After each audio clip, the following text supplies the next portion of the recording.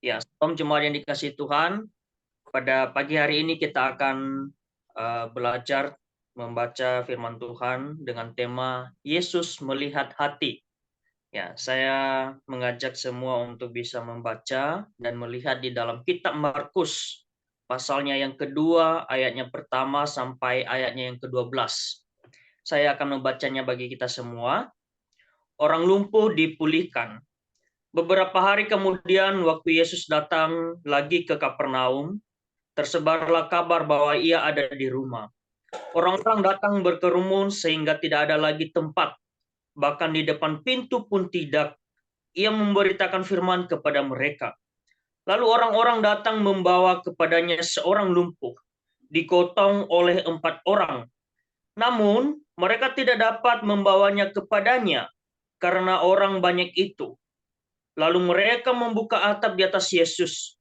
Sesudah terbuka, mereka menurunkan tikar tempat orang lumpuh itu terbaring. Ketika Yesus melihat iman mereka, berkatalah ia kepada orang lumpuh itu, "Hai anakku, dosa-dosamu sudah diampuni." Beberapa ahli Taurat sedang duduk di situ dan berpikir dalam hatinya, "Mengapa orang ini berkata begitu? Ia menghujat Allah. Siapa yang dapat mengampuni dosa selain Allah sendiri?" Yesus segera mengetahui dalam hatinya bahwa mereka berpikir demikian di antara mereka. Lalu ia berkata kepada mereka, "Mengapa kamu berpikir begitu dalam hatimu? Manakah yang lebih mudah mengatakan kepada orang lumpuh ini, 'Dosa-dosamu sudah diampuni,' atau mengatakan, 'Bangunlah, angkatlah tikarmu dan berjalanlah'? Namun, supaya kamu tahu bahwa Anak Manusia berkuasa mengampuni dosa di dunia ini," berkatalah ia kepada orang lumpuh itu, "Kepadamu kukatakan, bangunlah, angkatlah tikarmu, dan pulanglah ke rumahmu." Orang itu pun bangun, dan di hadapan mereka semua ia mengangkat tikarnya dan pergi keluar, sehingga mereka semua takjub, lalu memuliakan Allah, katanya, "Yang begini belum pernah kita lihat." Amin untuk sejauh kebenaran firman Tuhan. Jemaat yang dikasihi Tuhan, ada sebuah peribahasa yang mengatakan dalamnya laut bisa diduga, ya, dalamnya hati siapa yang tahu. Jadi peribahasa ini sangat bermakna bahwa kita tidak pernah tahu apa isi hati seseorang. Ya, kita sama sekali tidak tahu apa isi hati orang lain ataupun pasangan kita. Ya. Dengan teknologi ultrasonografi, laut sedalam apapun bisa diperkirakan kedalamannya. Tetapi tidak ada alat yang dapat menerka isi hati seseorang atau isi hati manusia. Namun tidaklah demikian bagi Tuhan. Tuhan mengetahui setiap hati manusia. Jika kita perhatikan dari pasal pertama di dalam kitab Markus ini, Yesus sudah sangat terkenal karena dia mengadakan banyak mukjizat, dia mengusir setan, melakukan beberapa hal di dalam kitab pasal pertama ini. Bahkan di akhir pasal 1 ini, Yesus menyembuhkan orang sakit kusta. Ya. Kita tahu juga di dalam perjanjian lama yang bisa menyembuhkan orang sakit kusta, itu hanyalah Tuhan. Hanyalah Allah yang dapat menyembuhkan sakit-sakit penyakit. Maka ketika Yesus menyembuhkan orang sakit kusta ini, maka kabar itu pun tersebar bagi orang-orang di sekitar itu. Secara natural bahwa banyak orang ada komunitasnya dan mau mencari Tuhan, mau mencari Yesus ketika mereka mendengarkan kabar akan mukjizat-mukjizat yang dilakukan oleh Tuhan Yesus. Jadi ketika Yesus diceritakan di dalam kisah tadi yang kita baca, ketika Yesus kembali lagi ke Kapernaum, orang-orang itu banyak berkerumun. Mereka datang kepada Yesus. Bahkan sampai ke rumah itu pun di mana Yesus berada itu sangat penuh. Bahkan dikatakan tadi di dalam firman Tuhan, depan pintu pun atau pintu pun penuh, tidak ada lagi tempat. Jadi banyak beberapa penafsir yang mengatakan orang-orang tersebut mencari Yesus, ada yang memiliki motivasi yang benar, ada juga memiliki motivasi yang salah. Ya. Motivasi yang salah ini mereka mencari Yesus karena Mereka mau pengen mendapatkan mukjizat dari Tuhan Yesus. Mau disembuhkan begitu. Tetapi mereka juga ada yang motivasi yang benar, yaitu bahwa mereka mencintai Yesus. Mau mendengarkan Yesus. Mau mendengarkan setiap apa yang Tuhan Yesus katakan. Sebagaimana di ayat 2 tadi, di dalam rumah itu Yesus memberitakan firman. Jadi ada yang mau taat kepada Yesus juga di dalam memberitakan setiap Injil yang Tuhan Yesus sampaikan bagi orang banyak itu.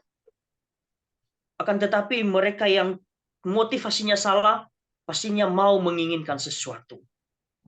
Jadi di dalam hal ini juga Yesus mengetahui segala apa yang mereka lakukan, motivasi mereka apa gitu. Jadi Yesus mengetahui isi hati mereka. Bahkan di dalam ayat 2 ini sangat menarik ya. Dikatakan orang-orang datang berkerumun sehingga tidak ada lagi tempat. Bahkan di depan pintu pun tidak. Jadi sembari ia memberitakan firman kepada mereka. Meskipun Yesus tahu ya, beberapa orang di situ motivasi mereka, motivasi orang banyak itu bukan motivasi yang baik ya, yaitu mencari kebenaran. Akan tetapi mereka memikirkan satu hal untuk keselamatan orang banyak itu, yaitu dengan memberitakan firman. Yesus mengetahui meskipun tadi motivasi mereka salah, ada beberapa motivasi yang salah, ada juga beberapa motivasi yang benar. Tetapi Yesus berinisiatif terus di dalam memberitakan firman kepada mereka. Ya, kalau kita perhatikan di sini, bukan Tuhan Yesus yang mempunyai sisi negatif, ya. Pastinya melainkan kehadiran orang banyak itu di dalam mendengarkan Tuhan.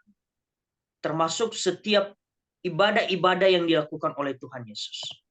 Jadi sebagai pertanyaannya bagi kita, bagaimana dengan ibadah-ibadah? Ketika Tuhan Yesus menyampaikan firman Tuhan, ini ibarat sebuah ibadah yang Tuhan Yesus lakukan, ya.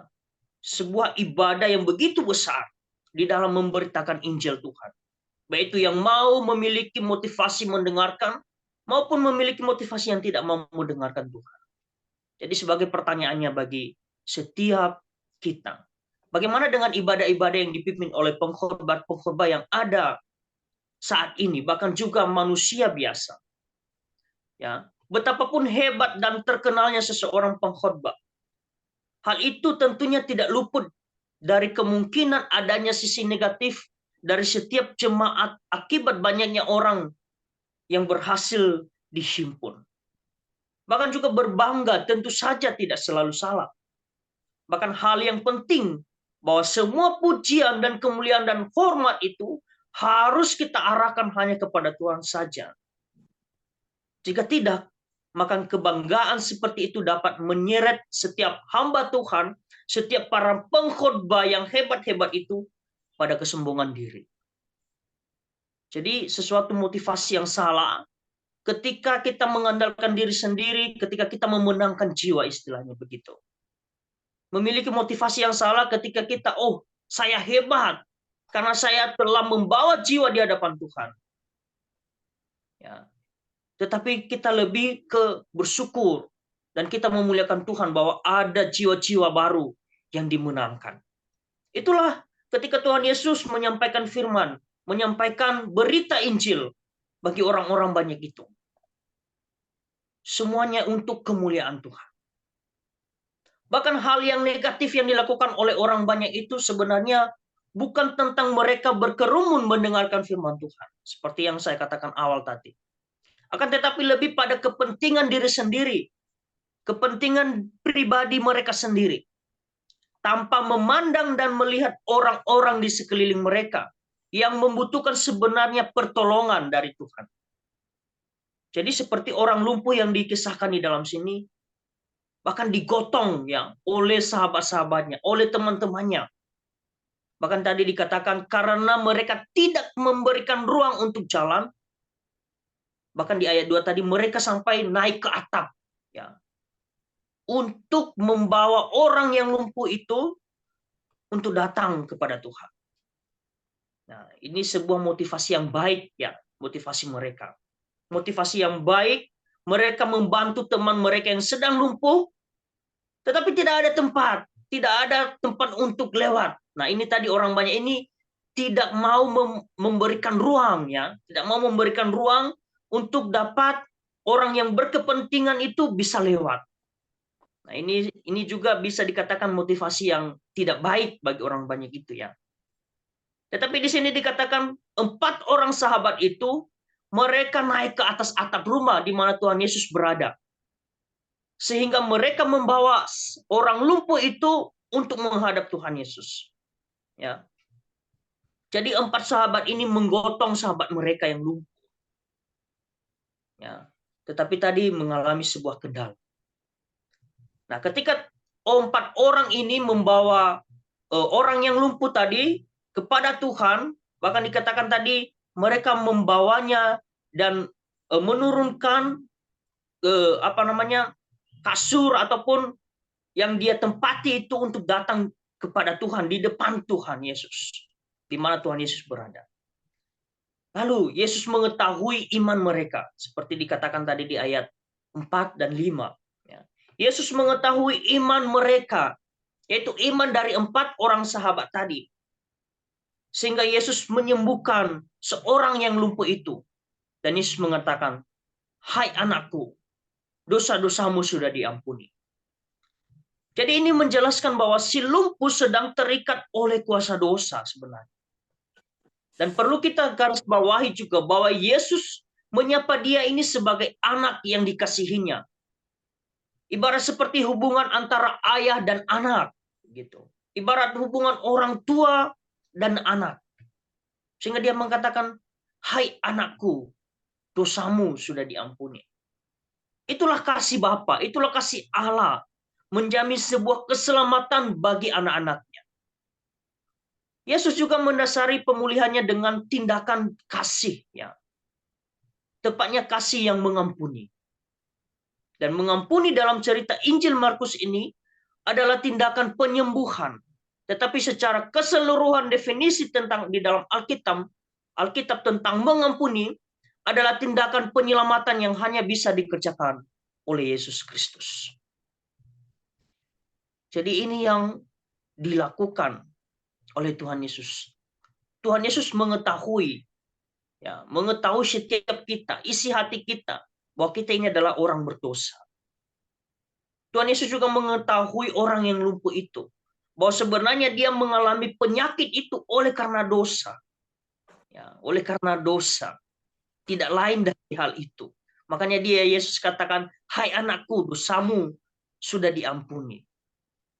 Berarti ketika dia telah terjadi sebuah penyakit di dalam dirinya, di dalam orang lumpuh ini, maka sebenarnya itu oleh karena dosa. Sehingga Tuhan Yesus mengatakan, "Hai anakku, dosamu sudah diampuni." Saudara yang dikasihi Tuhan, banyak orang mungkin bisa menyembuhkan segala penyakit. Ya. Menyembuhkan segala penyakit melalui obat-obat yang ada, ataupun ramuan-ramuan tertentu. Akan tetapi, adakah dukun ataupun orang yang dapat mengampuni dosa? Ya. Pastinya di dunia ini kita berada, pasti ada banyak orang yang dapat menyembuhkan segala sakit penyakit, bukan? Bahkan juga ada dukun-dukun tertentu yang dapat mengetahui, bisa meraba, bisa melihat masa depan seseorang, bisa juga mungkin menentukan masa depan seseorang. Apakah juga itu pasti? Tentunya tidak. Bahkan di dalam beberapa hal itu juga, baik itu dokter, perawat, mungkin bisa menyembuhkan segala sakit penyakit. Tetapi adakah orang yang dapat mengampuni dosa? Pastinya tidak ada. Ya. Jika sekedar minta maaf, ya, jika kita sekedar minta maaf, mungkin kita bisa katakan, "Saya maafkan." Ataupun kita dimaafkan oleh orang-orang ketika kita berbuat salah. Akan tetapi ini berbicara tentang dosa. Jadi Yesus Kristus sendiri mengatakan kepada orang lumpuh itu, "Dosa-dosamu sudah diampuni." Jadi di sini kita lihat hanyalah Yesus Kristus yang dapat menyelamatkan, yang dapat mengampuni dosa manusia. Bahkan kalau kita melihat kembali melalui Yesus Kristus, kematian Yesus Kristus di atas kayu salib, itulah yang dapat mengampuni dosa kita. Dialah yang mengampuni dosa kita melalui kematiannya di atas kayu salib. Jadi ini begitu luar biasa ketika Yesus mengatakan kepada orang lumpuh itu. Bahkan Yesus tidak hanya menyembuhkan penyakit orang lumpuh itu secara fisik. Akan tetapi juga dia ini terkait dan tentang kesembuhan secara rohani. Ya. Apa artinya sebuah kesembuhan fisik? Jika kerohaniannya tetap lumpuh dan sakit. Jika kerohaniannya tidak dapat dipulihkan, kerohaniannya tetap begitu-begitu saja. Tidak ada sebuah pertumbuhan. Jadi di sini kita melihat bukan hanya saja Yesus menyembuhkan secara fisik, tetapi Tuhan Yesus juga menyembuhkan secara rohani. Orang-orang yang lumpuh, bahkan juga orang-orang yang ada di sekitar itu. Jadi tidak ada gunanya kalau hanya sebatas fisik saja yang disembuhkan. Tetapi kerohanian kita juga, kerohanian orang-orang itu juga harus disembuhkan. Sama hal dengan kita. Kita harus sehat di dalam fisik, sehat juga di dalam rohani. Sehingga di sini Yesus juga mengajarkan firman bagi mereka. Sementara Yesus mengajarkan firman bagi mereka.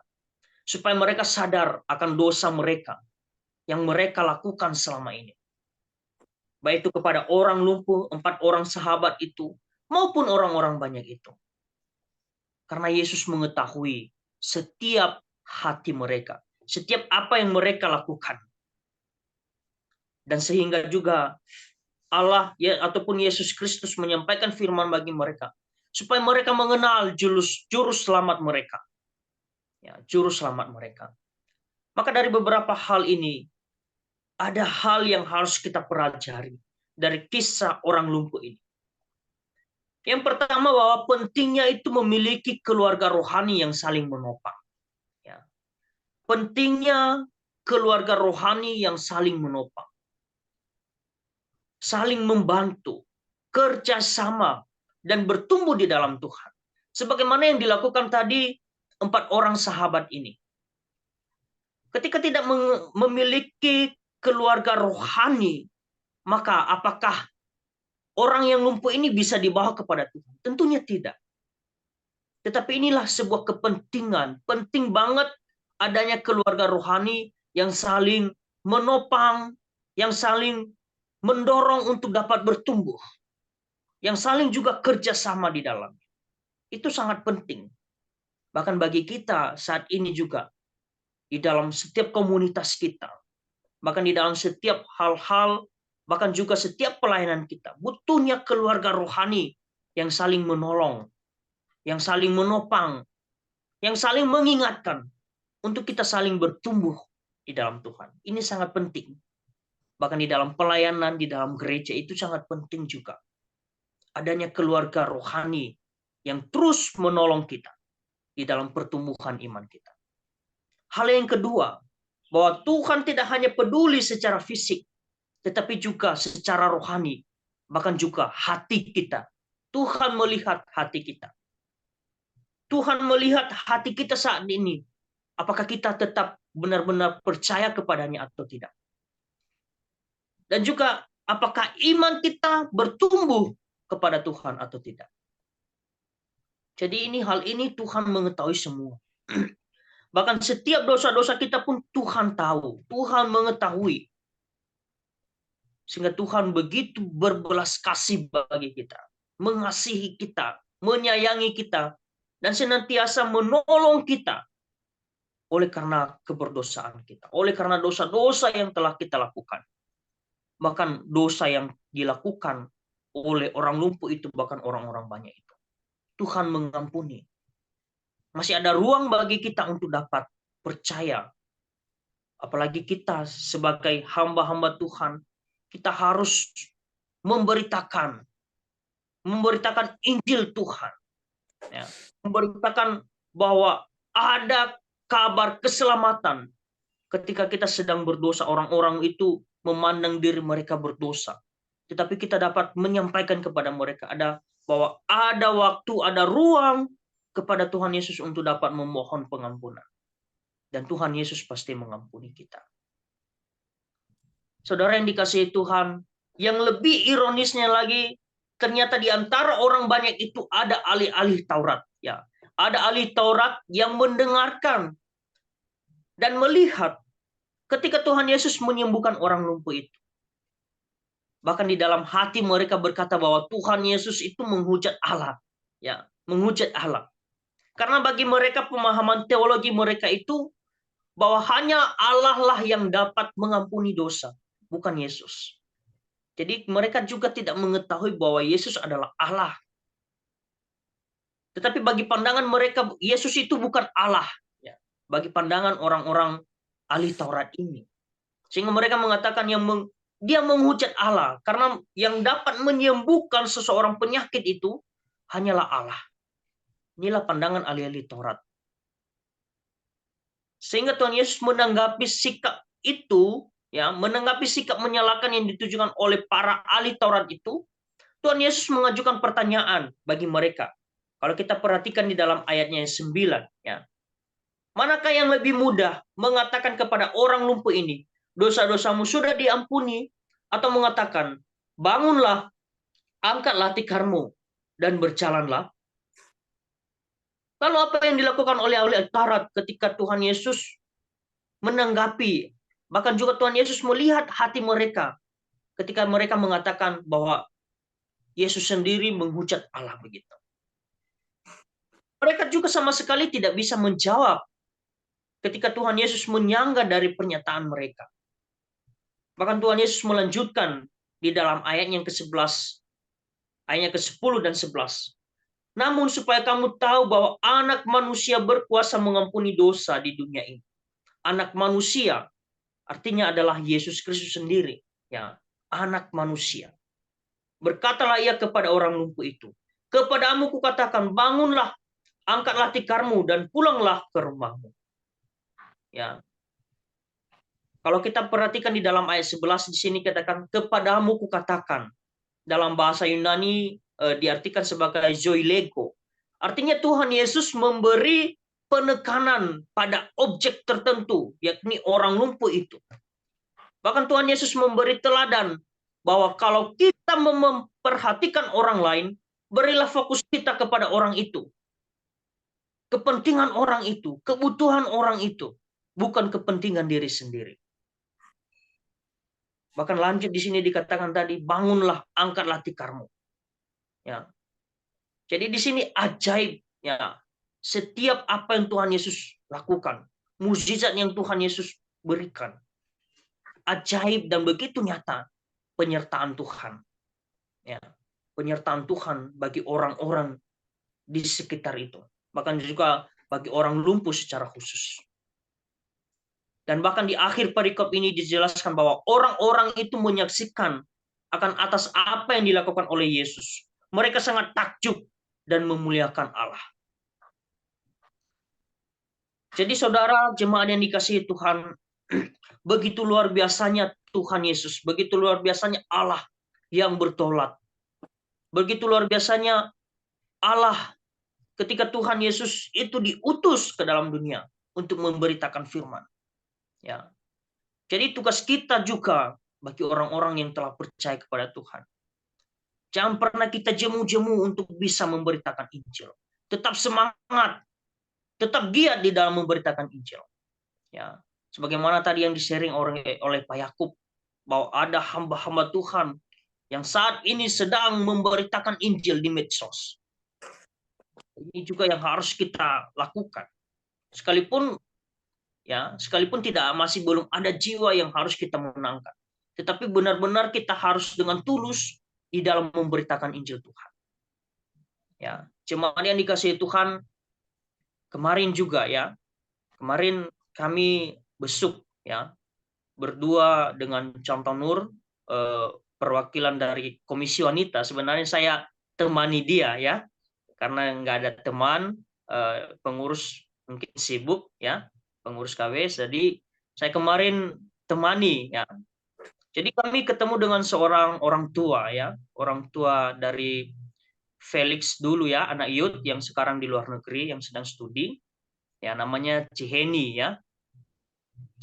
Dan dia menceritakan tentang keadaannya saat ini. Ya, dia menceritakan tentang sakit penyakit yang sedang dia alami. Ya.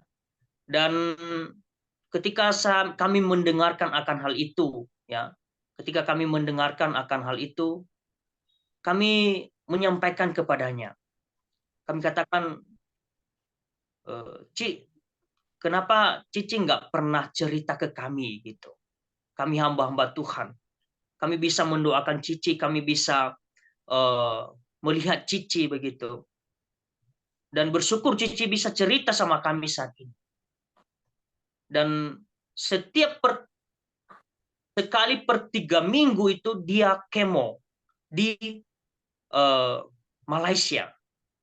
Oleh karena sakit penyakit yang dia alami saat ini. Sehingga kemarin kami menguatkan dia. Akhir bulan ini nanti atau awal bulan Februari dia akan pergi ke Malaysia lagi untuk berobat kemo ya di Malaysia. Oleh karena sakit penyakit yang dia alami saat ini. Kami doakan, kami kuatkan. Saya katakan, Ci, percaya kepada Tuhan dan tetap memohon pertolongan Tuhan. Bahwa Tuhan, percayalah bahwa Tuhan akan menyembuhkan Cici, saya bilang gitu. Dan kita doakan dia, ya, kita doakan. Dan dia seakan-akan merasakan itu tidak ada harapan begitu. Kalau kami lihat dari kisahnya dan dari setiap apa yang dia katakan. Tetapi di sini kehadiran kami itu membawa dia kembali untuk bersukacita. Bahkan saya bilang, Cid, jangan pernah meninggalkan Tuhan, jangan juga pernah bahwa Tuhan tidak mau menyembuhkan saya. Jangan pernah berpandangan seperti itu, saya bilang gitu. Tetap andalkan Tuhan, ya. Tetap andalkan Tuhan. Sekalipun apa yang sedang dialami ini saat ini begitu berat, tetapi percayalah bahwa Tuhan dapat menolong, Tuhan dapat menyembuhkan. Ya, mungkin nanti bisa dibawakan di dalam doa, ya. Ci Heni, ya, mama dari Felix yang sedang di luar negeri saat ini. Jadi kemarin kalau bisa kita doakan itu dia punya penyakit itu tumor payudara, ya. Tumor payudara, dan setiap per 3 minggu itu dia kemo di Malaysia. Jadi ini pergumulan-pergumulan setiap jemaat ini kalau kita nggak besuk itu memang kita nggak tahu gitu ya. Tapi kalau kita besuk secara langsung turun, nah itu begitu luar biasa kita bisa tahu pergumulan setiap jemaat. Jadi hendaknya kita juga memegang akan firman Tuhan. Ya, memegang firman Tuhan dan senantiasa berpengharapan kepada Tuhan. Sekalipun ada hal-hal yang harus kita hadapi, ada hal-hal yang harus kita alami. Tetapi percayalah Tuhan dapat menolong, Tuhan dapat menyertai kita. Sekiranya firman Tuhan ini dapat menolong kita, dapat juga kembali melihat hati kita ketika kita melakukan hal-hal yang tidak benar di hadapan Tuhan. Kiranya kita dapat diampuni oleh Tuhan. Amin untuk kebenaran firman Tuhan. Saya minta dengan kasih-Mu Andi menutup kita dalam doa.